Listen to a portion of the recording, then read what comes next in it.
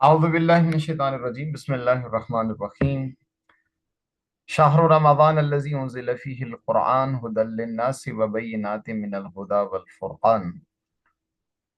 فہم قرآن بزبان قرآن کے عنوان سے جو قرآنی مفاہیم پیش کرنے کی سعادت حاصل ہو رہی تھی، اسی کو ادامہ دیتے ہوئے ایک موضوع دیگر کے اندر ہم وارد ہو رکھے ہیں، اور وہ برکت ہے۔ اور برکت بیان کر دیا تھا، رحمت ہے۔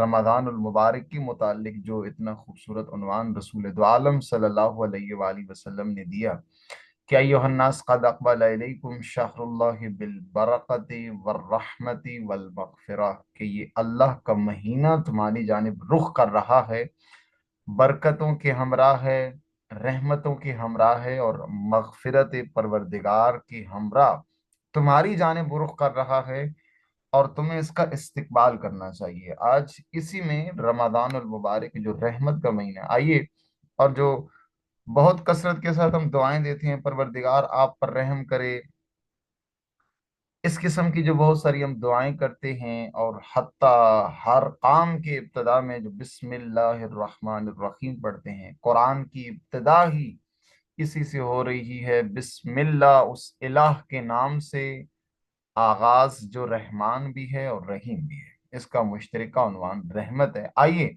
رحمت کے عنوان کو سمجھے تاکہ ہمارے لیے زندگی بھر کی سب بنیادی مفہوم یہ سمجھ میں آ سکے، اور اس کے مطابق ہم قرآن کی ٹرمینالوجی کے مطابق، اس اصطلاح کے مطابق قرآن فہمی کو زیادہ اپنے لیے آسان بنا سکیں۔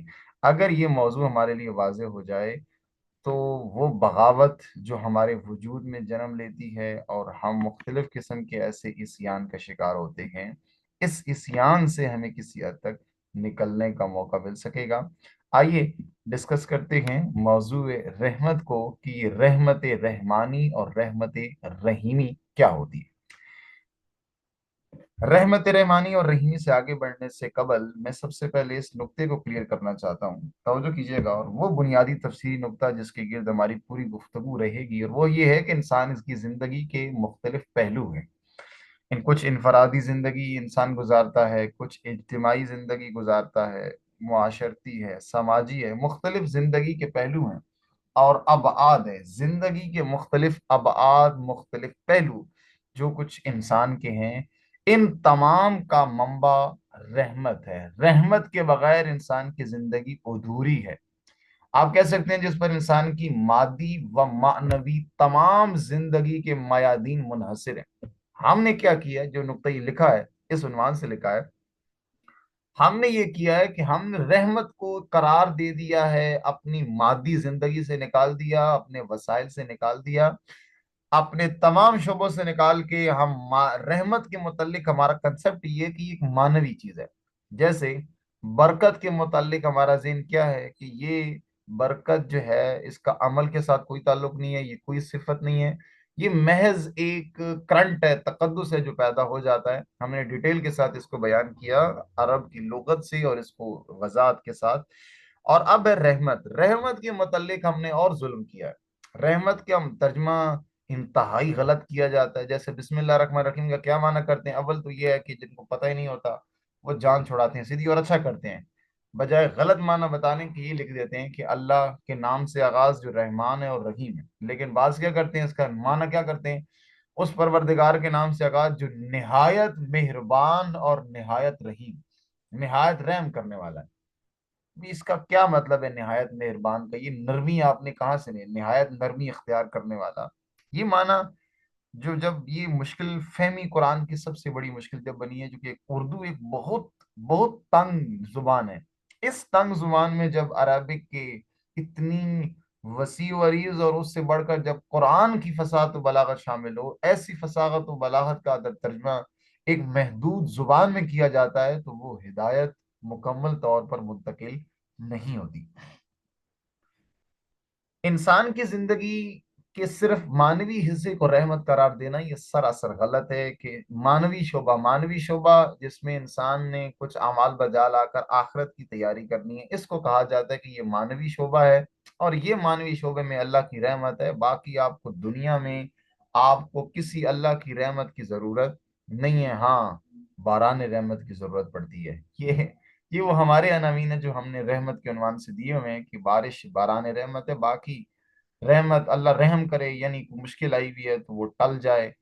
اور اس طریقے سے ہم دیگر اپنے جو ذہن میں ہر بندے کا ایک اپنا مفہوم بیٹھا ہوا ہے، سب سے پہلے ذرا اپنا وہ ذہنی مفہوم ایک سائڈ پہ رکھ کر دقت کے ساتھ ایک تفسیری اور عقلی نقطے سے و تطبیقی نقطے سے اس لفظ کو سمجھنے کی کوشش کیجیے گا، تاکہ ہمارے لیے اس مطلب کو سمجھنا آسان ہو جائے۔ البتہ یاد رکھیے گا، یہ نقطہ جو بھی میں نے یہ پر سلائیڈ میں لکھا ہوا ہے، یہ نقطہ ایک بہت بڑی گفتگو کا نچوڑ ہے۔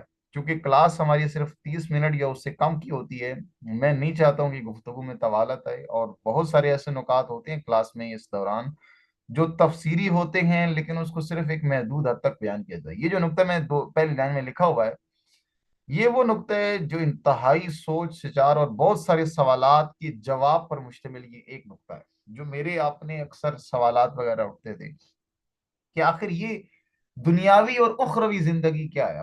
دو قسم کے طبقے ہیں ہمارے شیعہ اور سنی تمام میں، کہ بعض کہتے ہیں کہ دین آیا ہے دنیا کے لیے، بعض کہتے ہیں نہ، دین آیا ہے آخرت کے لیے، جو کچھ ہونا ہے وہ آخرت میں ہونا ہے، آپ کو دنیا کے ساتھ اس کا کوئی لینا دینا نہیں۔ یعنی وہ ایک طبقہ ہے جو قرار دیتا ہے کہ بھائی دین نام ہے معنویت کا، معنویت آخری حصہ جو کچھ آخرت میں صلہ ملنا ہے، اور دنیا نام ہے اس چیز کا کہ یہ دنیا کی لین دین، یہ حیات دنیا، اس کو وہ مراد دیتے ہیں۔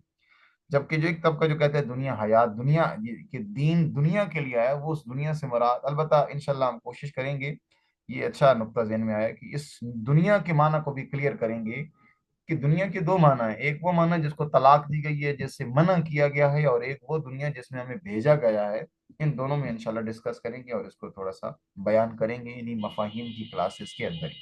لہٰذا موضوع مدعا پہ آتے ہیں، اور وہ یہ ہے کہ یہ انسان کی اصل زندگی، جس کے اندر انسان کو حکم دیا گیا ہے، جس میں انسان نے اپنی عمر کے مطابق، مقدار کے مطابق اپنی زندگی گزارنی ہے، یہ زندگی گزارنا، اور یہاں سے جو ایک 60 سال اوسط، 70 سال، 80 سال، 90 سال زندگی لے کر آیا ہے، انسان کی اصل زندگی مادی زندگی ہے، جس میں انسان رہ رہا ہے، جس میں انسان کا تعلق مادی چیزوں کے ساتھ ہے، مادیت کے ساتھ ہے۔ لہذا یہ دنیا ایک کھیتی ہے، یہ مادی زندگی یہ نہیں ہے، اب انشاءاللہ آگے آتا ہوں میں اس کی طرف، یہ مستقل رہائش نہیں ہے، مستقل آماجگاہ نہیں ہے، یہ کھیتی ہے جس کھیتی پر انسان نے اپنے اعمال سے فصل کاشت کر دی ہے۔ اس فصل کا نام ہے معنویت، اس فصل کا نام ہے آخرت۔ معنویت پیدا ہوگی تو اس کا نتیجہ آخرت ہے، اور وہ اخروی زندگی کیا؟ یعنی انسان اس دنیا میں اپنے اعمال کے قلم سے اپنے ان اعمال کو بجا لائے، جن اعمال کے بجا لانے سے انسان کی روح اپنے کمال تک پہنچے، اور جب روح اپنے کمال تک پہنچے گی، اس روح کا حقیقی جلوہ انسان کو روز آخرت دکھایا جائے گا۔ یہ اپنی بنی ہوئی اپنے عمل کی تصویر، اچھا عمل کیا اس کا بھی آپ کو ایک پورا نمونہ، پوری آپ کو ایک تصویر، اپنی زندگی کا ڈھانچہ جو آپ نے خود اپنے اعمال کے قلم سے بنایا وہ نظر آئے گا۔ روز قیامت کے متعلق اللہ کا فرمان ہے یوم تبل السرائر، یہ وہ دن ہوگا جب رازوں سے پردے سرکائے جائیں گے۔ راز کون سے؟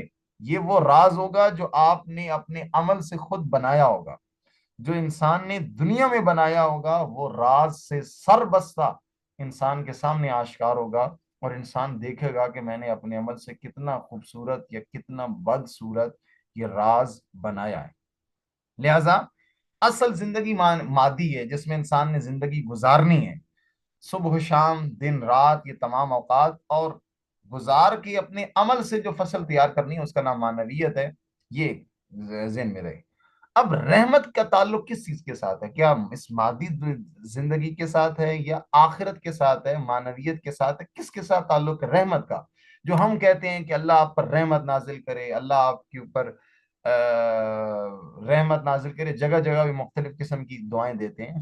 رحمت کیا؟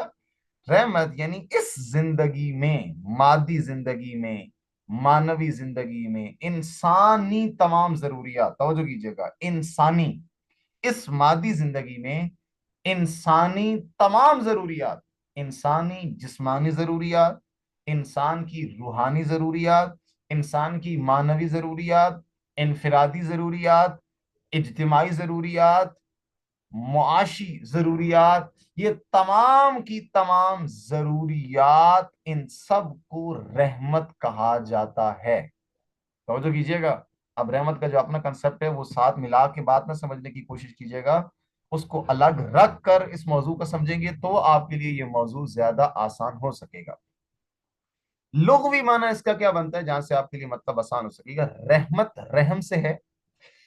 رحم ایسی بنیادی ضرورت کو کہا جاتا ہے جس کے بغیر انسان کی زندگی نامکمل ہو، جس کے بغیر انسان کی ضروریات ادھوری ہوں، جس کے بغیر انسان کے لیے زندگی گزارنا ناممکن ہو۔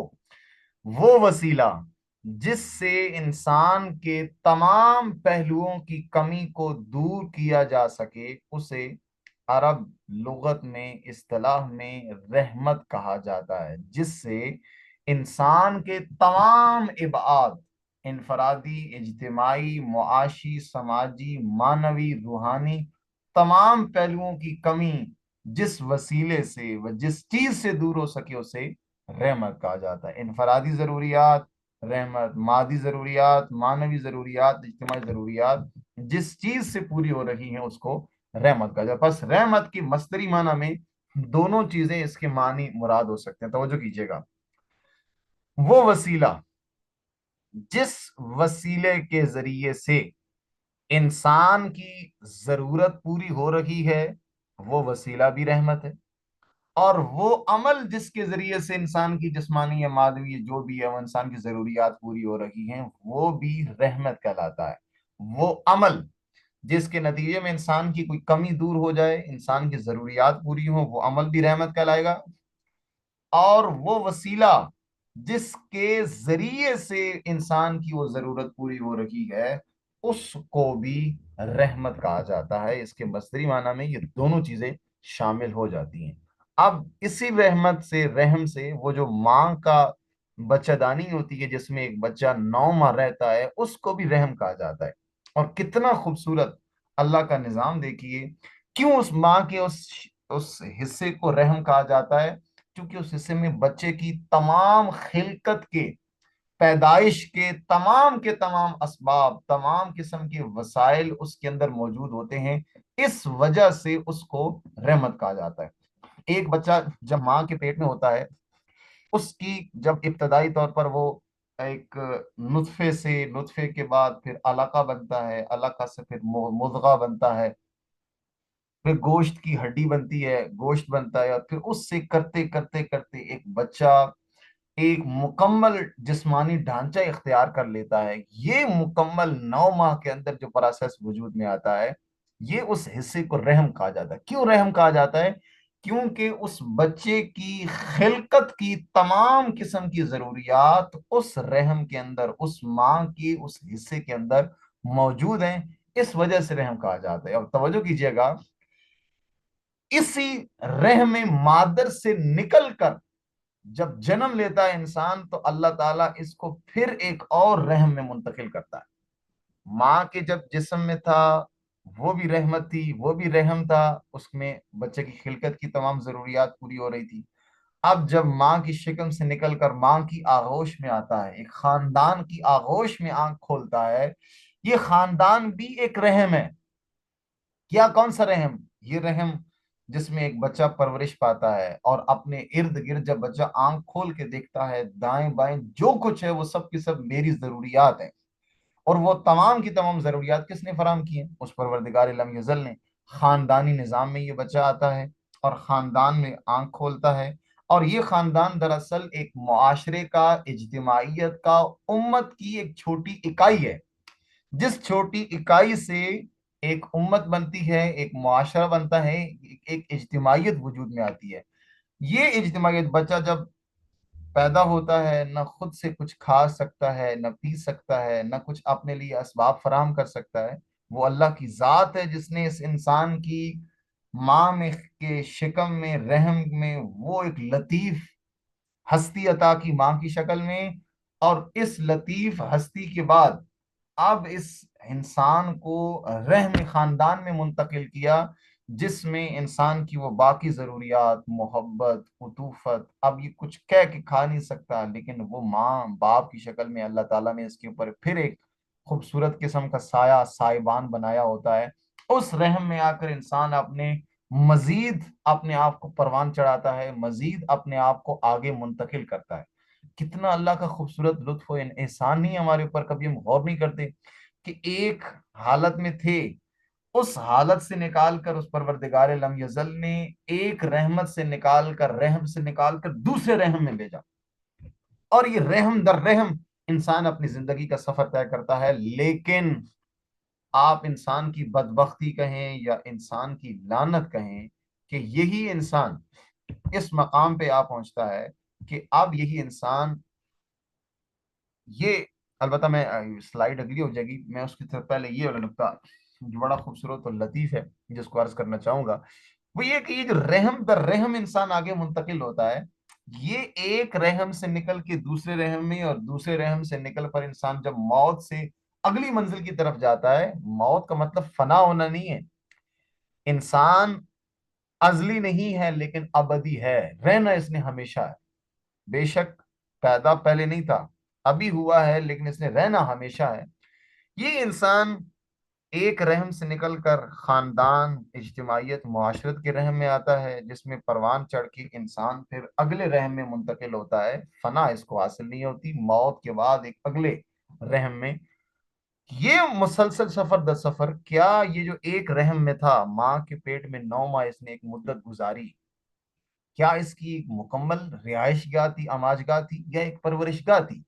یہ ایک پرورش گاہ تھی جس میں اس نے پروان چڑھایا، اپنے آپ کو پروان چڑھا، اور یہ 9 ماہ کی مدت میں اس کی پرورش کے لیے وہ سارے کے سارے اسباب و وسائل فراہم تھے۔ اب اس کے بعد وہاں سے نکل کر اب ایک اگلے رحم میں منتقل ہوتا ہے، خاندان و اجتماعیت کے، یہ بھی رحم ہے۔ رحم کا مطلب ہوتا ہے ایسی جگہ جو پرورش گاہ ہو انسان کے لیے، جس میں انسان کی پرورش، رشد و نمو، ماں کے پیٹ میں تھا، اس کے صرف جسم کی رشد و نمو ہو رہی تھی، آج جب خاندان کے اجتماعیت کے رحم میں یہ انسان منتقل ہوا ہے، اب اس انسان کی جسمانی و روحانی دونوں قسم کی پرورش کے لیے یہ جگہ آماج گاہ ہے، لیکن یہ رہائش گاہ نہیں ہے کہ آپ نے مستقل طور پہ رہنا ہے، بلکہ یہاں آپ نے رہ کر دراصل اپنی پروڈکشن کرنی ہے، اپنے آپ کو پروان چڑھانا ہے، اپنے آپ کو منتقل کرنا ہے۔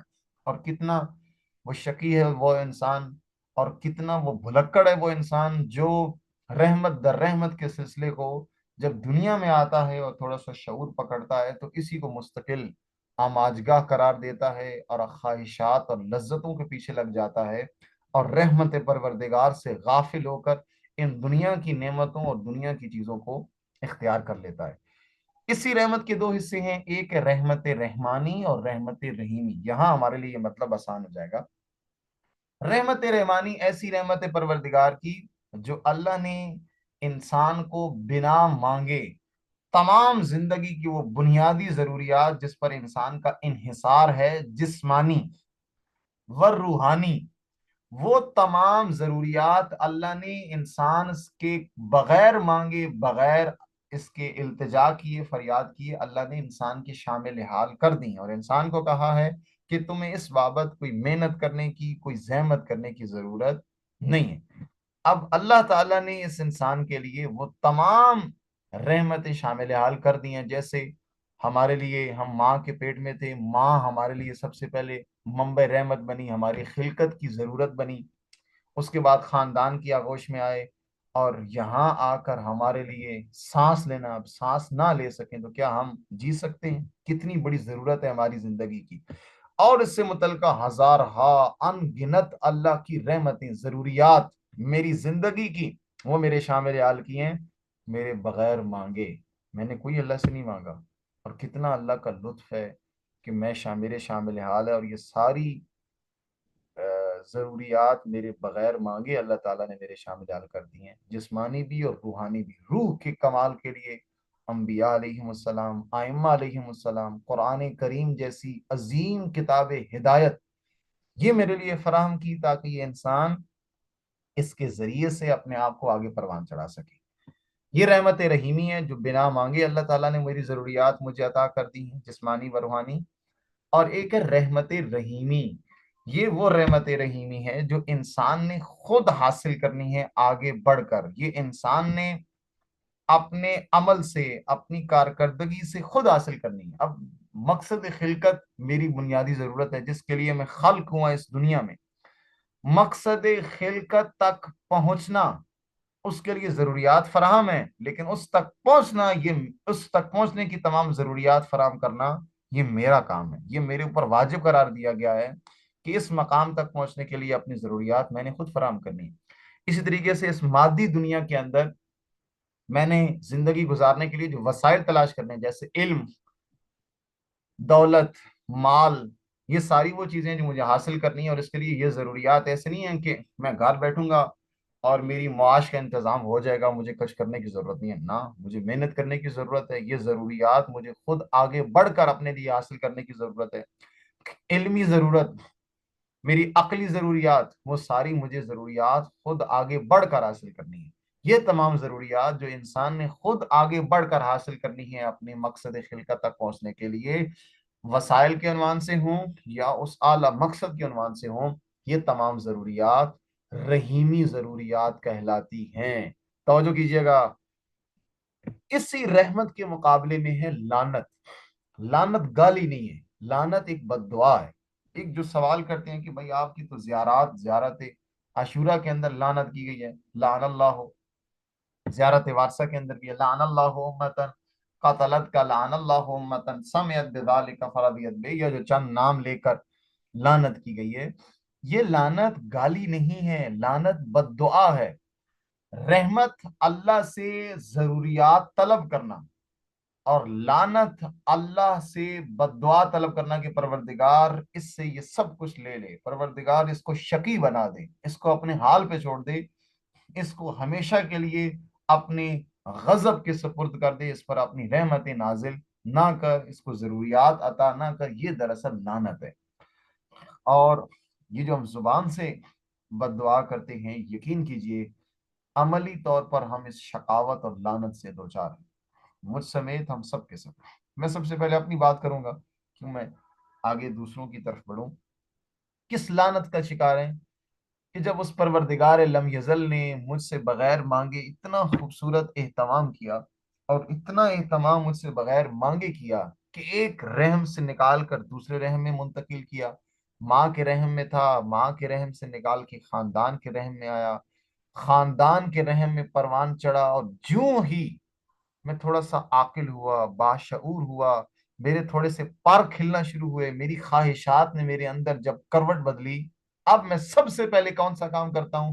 اسی پروردگار کے احکامات کا انکار کر دیتا ہوں، جس پروردگار نے میرے لیے اب تک رحمت، تمام رحمات، رحمانی و رحیمی تمام ضروریات میرے لیے فراہم کی ہوئی تھیں۔ اب جو ہی میں تھوڑا سا عاقل ہوتا ہوں، شعور کا دامن پکڑتا ہوں، اسی پروردگار کے خلاف اپنی بغاوت کا اعلان کرتا ہوں، گناہ کر کے آغاز کرتا ہوں، اور میں کیا کرتا ہوں؟ اپنی باقی مکمل زندگی میں اس پروردگار سے غافل ہو کر، دور ہو کر، اپنے نفس کو اپنا فرما روا بنا لیتا ہوں، تواغید کو اپنا الہ و فرما روا بنا لیتا ہوں۔ یہ وہ چیز ہے جو سب سے بڑی تباہی ہے انسان کی، شقاوت ہے انسان کی، لعنت ہے انسان کی، کہ وہ پروردگار جس نے رحم در رحم میرے لیے اتنی خوبصورت ضروریات کا اہتمام کیا، اب میں جوں ہی پر نکلتے ہیں تو میں فوراً اپنے نفس کی اتباع کو چلا جاتا ہوں، تواغید کو اپنا الہ مان لیتا ہوں، فرما روا مان لیتا ہوں، اور ان کے احکامات کے مطابق اپنی زندگی گزارتا ہوں، اللہ کے الہی نظام کو چھوڑ کر باقی نظاموں کو اختیار کر لیتا ہوں، ان کے مطابق اپنی زندگی، اپنے آپ کو آئیڈیل بنانے کی کوشش کرتا ہوں۔ کتنا بڑا شقی ہوں میں، کبھی اس نعمت کا کبھی نہیں سوچا، کتنا بڑا میں احسان کش ہوں کہ جو اس پروردگار نے اتنی نعمتیں دی ہیں، میں ان سب کو بھلا کر بس اپنے نفس کی اس اتباع اور ان خواہشات کو اختیار کر لیتا ہوں۔ سب سے بڑی شقاوت ہے، بس سب سے بڑی بدبختی ہے اس انسان کی، جو انسان اس کیفیت سے دوچار ہوتا ہے۔ اور پروردگار کا لطف و احسان دیکھیے، نزاکت دیکھیے، فصاحت و بلاغت دیکھیے. قرآن کی ابتدا ہو رہی ہے بسم اللہ الرحمن الرحیم. کتاب ہدایت کا آغاز بسم اللہ سے ہوتا ہے. حتی حکم ہے جب کوئی بھی کام کرو تو اس کا آغاز بسم اللہ سے کرو. کیوں کرو؟ خوبصورت جواب. اور کیا لطف ہے اس بسم اللہ الرحمن الرحیم کا، کہ بسم اللہ اس اللہ کے نام سے، اس فرما روا، اس حاکم، اس الہ کے نام سے آغاز کرو جس نے تمہارے لیے رحمانی و رحیمی تمام ضروریات کو فراہم کیا ہے. انسان کو غافل نہیں ہونے دیا. انسان کو کہا کیا کہ انسان، اگر تم چاہتے ہو، وہ پروردگار جس نے رحم در رحم تمہارے لیے اپنی تمہاری زندگی کی بیسک بنیادی ضروریات فراہم کی ہیں، کیا تم اس پروردگار کو بھول جاؤ گے؟ اور اسی پروردگار کا ایسا ہی انداز قرآن کریم میں ملتا ہے. یا ایھا الانسان ما غرک بربک الکریم. تجھے کس چیز نے اپنے کریم پروردگار سے غافل کر دیا؟ کون سی چیز تیرے لیے منبع بنی ہے جو تجھے اپنے کریم پروردگار سے دور لے گئی؟ وہ کون سی چیز ہے؟ وہ یہ دنیا کی خواہشات، یہ لذت شہوت. یہ لذت اتنی آڑے آ جاتی ہے، اتنی رکاوٹ آ جاتی ہے کہ وہ اللہ کی رحمانی رحیمی ضروریات سب ہم بھلا کر سب سے پہلے اس الہ کا انکار کر دیتے ہیں، اور اپنی نفس کی اتباع اور طواغیت کی اتباع اور باقی ہر اس شیطانی نظام کو فالو کرنے کے درپے ہو جاتے ہیں. ہر کام کی ابتدا میں اور کتاب ہدایت اور ہر سورہ کے آغاز میں بسم اللہ جو واجب اور ضروری ہے، یہ دراصل اسی عنوان سے ہے. یہی کہا گیا ہے کہ اس الہ کے نام سے آغاز کرو جو رحمان اور رحیم ہے، جس نے تمہاری ضروریات فراہم کی ہیں. ماں کے رحم میں تھے، وہاں تمہاری خلقت کی ضروریات فراہم کی. رحم سے نکل کے رحم خاندان میں آئے، تمہارے لیے جسمانی رشد و نمو اور تمہارے لیے روحانی رشد و نمو کی ضروریات فراہم کی. اب نام لو اس پروردگار کا اور اس کے نام سے آغاز کرو جس نے تمہارے لیے یہ تمام ضروریات فراہم کی ہیں. بہت خوبصورت اس کی وضاحت مزید ہو سکتی ہے لیکن وقت ہمارے پاس کم ہے. اور برادران مکرم، یہی وہ رحمت ماہ رمضان ایک مرتبہ پھر انسان کو متوجہ کرنے آیا ہے، رحمت کی ایک برسات لے کر آیا ہے. اور یہ رحمت کا مہینہ اس لیے رمضان المبارک کو قرار دیا گیا ہے کہ جس میں انسان رحمت رحمانی کے سائے میں اپنے لیے رحیمی ضروریات کا اہتمام کرے. اور اللہ تعالیٰ نے دونوں ضروریات انسان کے شامل حال کر دی ہیں. اور یہ جو کہا گیا ہے کہ اللہ نے دسترخوان بچھایا ہے میزبانی کا اور تم مہمان بنو، وہ یہی ہے. اللہ نے رحمتوں کا، برکتوں کا انسان کے لیے اہتمام کیا ہے. اب انسان کو آگے بڑھ کر اپنی رحیمی ضروریات کا اہتمام خود کرنا ہے. اس مقام تک انسان نے اپنے آپ کو خود پہنچانا ہے. اور کتنی بڑی یہ عظیم نزاکت ہے کہ اسی انسان نے جو اب پورا سال بسم اللہ الرحمن الرحیم پڑھ کے بھی اللہ کی الوہیت کا عملی طور پہ انکار کرتا رہا اور طواغیت اور اپنے نفس کی اتباع میں لگا رہا، ماہ رمضان کے ذریعے سے انسان کو ایک دفعہ پھر اللہ توفیق دیتا ہے، آؤ میری بارگاہ میں.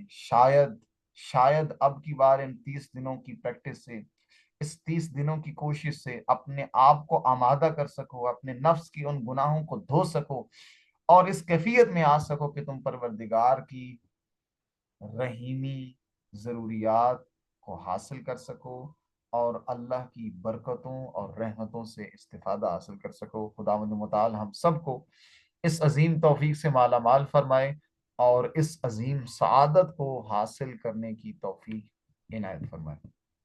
آج کی گفتگو میں اتنا ہی. انشاءاللہ تعالی گفتگو جاری و ساری رہے گی. آپ برادران کسی قسم کا سوال ہو تو آپ جو ہے کر سکتے ہیں.